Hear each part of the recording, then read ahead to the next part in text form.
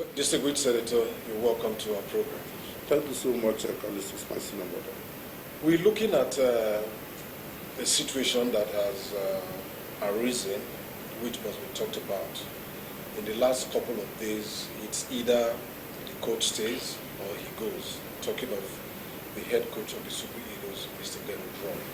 Yesterday, the NFF came up with a statement that they parted ways with Mr. Rohr. How did you receive the news? Well, thank you, Calistus. You know too well that I'm a straight talker and I'm passionate about football. So when it has to do with football, I bear my heart. And if you ask me of the news of the sack of Jerry Rohr yesterday night, it was not surprising to me. I expected it. I anticipated it. I thought of it. And I feel that I want to congratulate the Nigerian government. I want to congratulate the Minister of Sports. I want to congratulate Amaju Pinnick. I want to congratulate the NFL Club. I want to congratulate the entire football fraternity in this country for taking this bold decision. I think that this is the best time for us to have taken a decision. How do you mean, Distinguished Senator, the best time? Less than a month to a major competition, you are relieving or sacking the head coach of the national team. Less than a month. Kali, you know that in football parlance we say a coach is as good as his last match. And as one that is privileged to be a member of the Senate Committee on Sport, you know, you and I, that we have followed the Super Eagles in all their qualifying series. We're done within Douala, we're there with them in Cape Verde, we're there in all the matches that were played in Lagos. The only match that perhaps we didn't have, I personally did have opportunity to travel, was the one that we played in Morocco. And you know too well, Kali, that we have watched our Super Eagles play. We have watched our team deteriorate. We know our Super Eagles. We know what is Super Eagles, and you know football is the only thing that gives Nigerians joy in the now.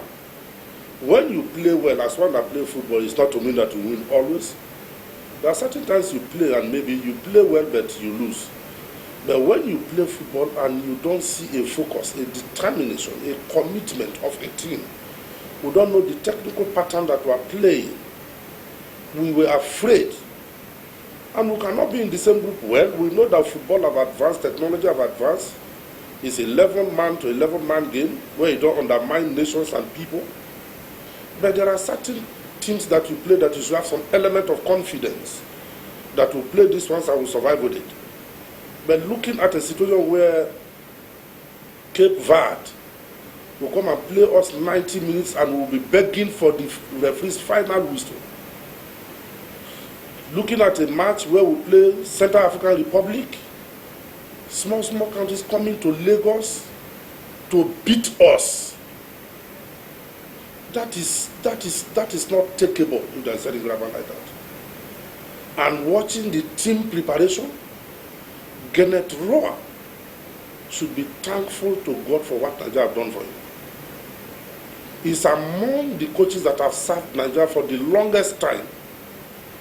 Within the period, as a foreigner, what addition has he made to the Nigerian football? What cup or what competition has he won for us that our indigenous coaches have not won?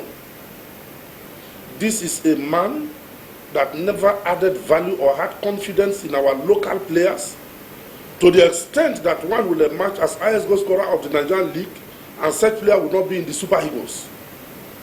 We will gather Super Eagles, not one, not two, not three of our local breed qualifies even to rub shoulder with the foreign players to boost morale. No, sir. That cannot be taken.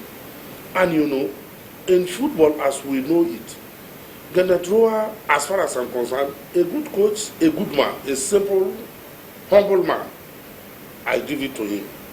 But from our World Cup qualifiers, middle of the competition, and I stand to be corrected, I saw that he had exhausted everything that he had. So there was nothing more that he was adding to the thing.